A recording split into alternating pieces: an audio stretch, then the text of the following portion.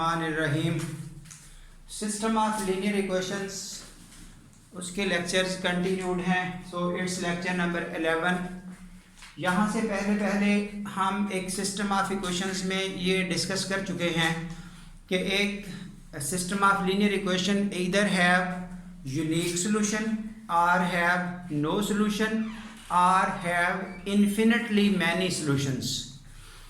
तो ये तीन पॉसिबिलिटीज़ में से दो पॉसिबिलिटीज़ हम पिछले लेक्चर्स में डिस्कस कर चुके हैं कि यूनिक सॉल्यूशन कैसे आता है और नो सॉल्यूशन कैसे आता है, जिसमें सिस्टम कंसिस्टेंट और इनकंसिस्टेंट या कंसिस्टेंसी क्राइटेरियन के हवाले से भी बात की गई।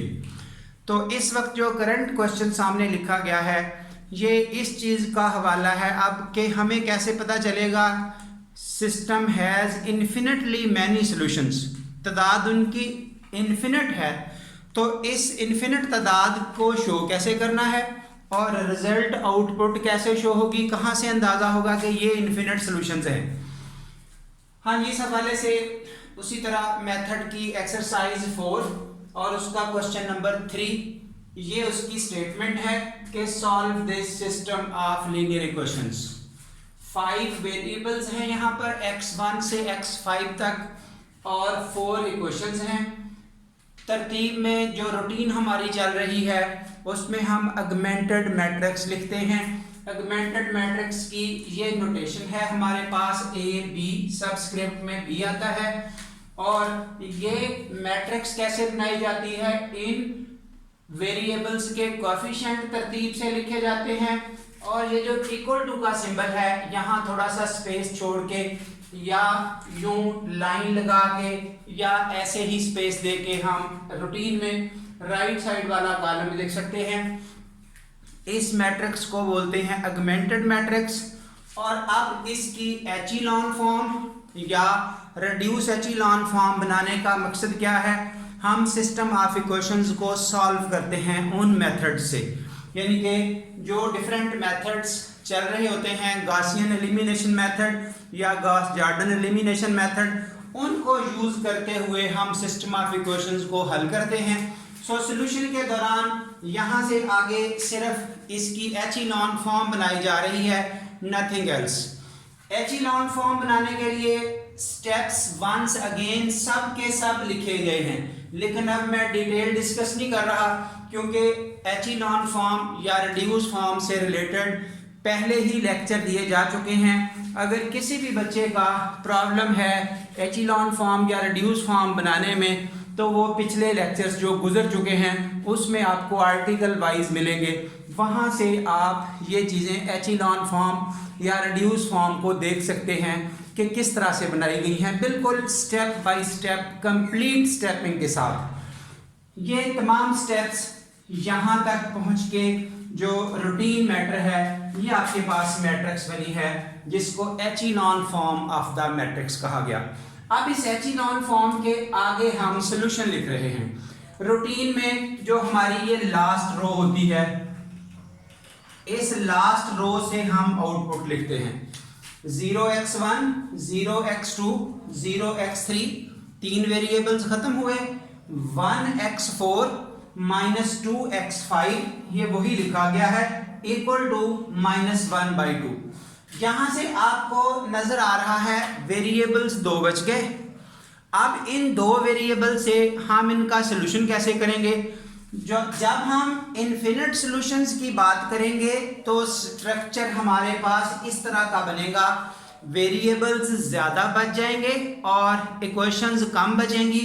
जैसा कि यहाँ पर वेरिएबल्स 2 हैं, इक्वेशन 1 है, इसको सॉल्व कैसे किया जाए, तो यहाँ पर हम किसी एक वेरिएबल को फ्री वेरिएबल का नाम देते हैं। ये नॉमेनक्लेचर साथ साथ डिस्कस किया जा रहा है कि मुख्तलिफ जगह पे इस तरह की बातें अंडर डिस्कशन होती हैं, तो बच्चे को पता हो ये नॉमेनक्लेचर क्या है। एक वेरिएबल फ्री वेरिएबल वो किसी को भी दे दे नाम, 4 को या 5 को, लेकिन रूटीन में जो अल्फाबेटिकली लास्ट पे आता है उसको हम फ्री वेरिएबल कहते हैं। रूटीन ये है नॉर्मली, लेकिन दूसरे को भी फ्री वेरिएबल का नाम दे सकते हैं। मसलन जब एक्स वाई जी हो तो जी सबसे लास्ट पे है, उसको फ्री वेरिएबल काउंट किया जाएगा। जब x1 x2 x3 numbering subscript के साथ आ रही हो तो उसमें जो लास्ट नंबर आएगा, जैसा कि यहाँ पर x5, तो इसको हम फ्री वेरिएबल आमतौर पे कहेंगे। अब इसको हम एक पैरामीटर असाइन करेंगे। पैरामीटर क्या होता है? ये पैरामीटर ऐसी क्वांटिटी का नाम है जिसको वेरिएबल और कांस्टेंट दोनों के तौर पे यूज किया जा सकता है। Parameter is a quantity which is used as variable as well as constant. हमारी विल के मुताबिक हम जैसा चाहें उसको यूज करेंगे। कहीं ना कहीं आपने पैरामीटर के इक्वेशंस का नाम सुना होगा, वो भी उन्हीं इक्वेशंस का नाम है जिनमें ये पैरामीटर्स यूज हो रहे होते हैं। पैरामीटर्स फिर सुन लें, STUVW हमारी अल्फाबेटिकल लैंग्वेज में 5 पैरामीटर्स हैं। X Y Z in general variables हैं और ABC ऑनवर्ड S तक ये सब कांस्टेंट यूज किए जाते हैं। ये है रूटीन यूज डिफरेंट बुक्स में डिफरेंट ऑथर्स के तौर पे। इससे डिफरेंट अब हम काम क्या करेंगे, ये देखिए, इसको एक पैरामीटर असाइन किया T। अगर कोई और पैरामीटर भी यूज करना पड़ता, मसलन यहां पर 3 वेरिएबल बच जाते, फिर हमें 2 पैरामीटर असाइन करने पड़ते। ये मैटर नहीं करता कि कितने पैरामीटर असाइन करने हैं। सो फ्री वेरिएबल को एक पैरामीटर असाइन किया गया T। अब यहां पर T पुट किया तो यहां से हमें x4 की वैल्यू मिल गई है। ये x4 का सोल्यूशन आ गया। x5 की कीमत हो गई T, जबकि x4 की कीमत हो गई -½ प्लस 2T। अब उसके बाद हम रूटीन में पीछे हटेंगे, रो 3 पे पहुंचेंगे। जब रो 3 की बात करेंगे तो 0x1 0x2 यहां से 1x3, ये तरतीब है।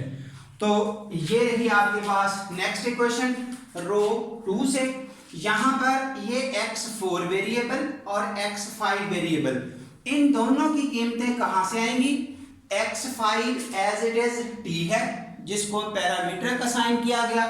x4 जो अभी पीछे कीमत कैलकुलेट की गई पिछले स्टेप में, वो दोनों जब यहां पुट करेंगे तो इसकी सिंप्लीफिकेशन के बाद हम इस आउटपुट पर पहुंचे x3 पर। सिमिलरली अब हम रो 2 पे आएंगे। जब रो 2 पे आएंगे तो वहां से अब 0x1 1x2 -1x3 वो रूटीन चलती आ रही है। आपको ये इक्वेशन मिली, इसमें हमें x3 रो 2 से जब हम आउटपुट लिखेंगे तरतीब से तो हमें x2 -x3 plus 4x4 -2x5 = -2।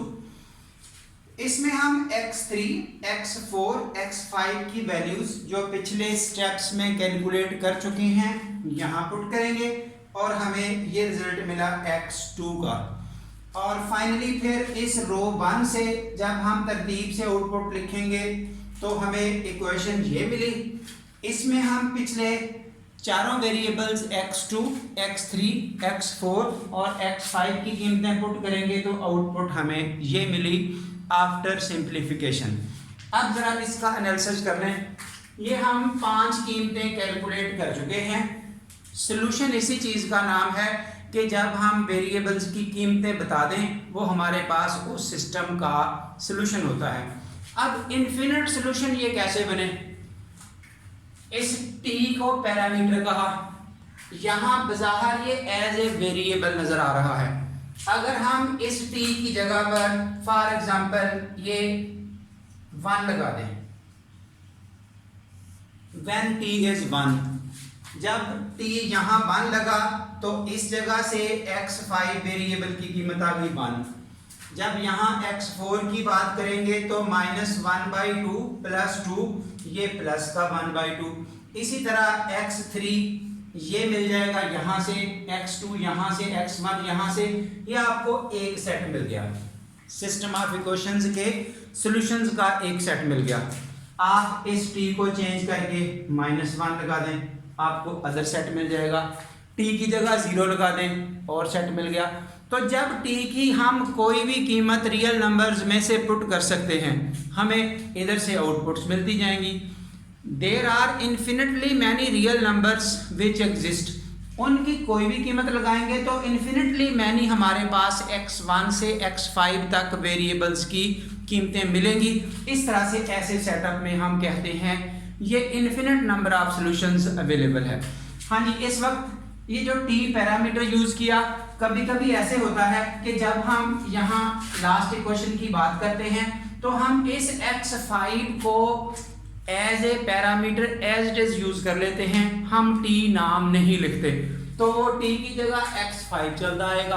Ultimately x5 as a parameter काम करेगा, लेकिन बेटर वे है कि हम पैरामीटर्स का यूज करें ताकि वेरिएबल्स अलग से क्लियर हो जाएं। जैसे x5 का आंसर x5 ना रहे बल्कि कुछ और नजर आए, जिसको हम सॉल्यूशन सेट में कहते हैं। तो इस तरह से ये अब हम ऑल कैटेगरीज डिस्कस कर चुके। उसके बाद हमारा आगे ट्रिवियल और नॉन ट्रिवियल सॉल्यूशंस, जिसमें इन्हीं चीज़ों का यूज़ है। लेक्चर्स कंटिन्यूड हैं, फिर भी अगर किसी बच्चे को कोई प्रॉब्लम है तो वाया कमेंट्स हमसे रब्ता कर सकते हैं। अगर कोई भी इस तरह के सेट में सिस्टम ऑफ इक्वेशंस के हवाले से कोई डिस्कशन हो तो आप बता सकते हैं, इंशाल्लाह आपको उसका सलूशन फौरी तौर पर मिलेगा। Thank you very much.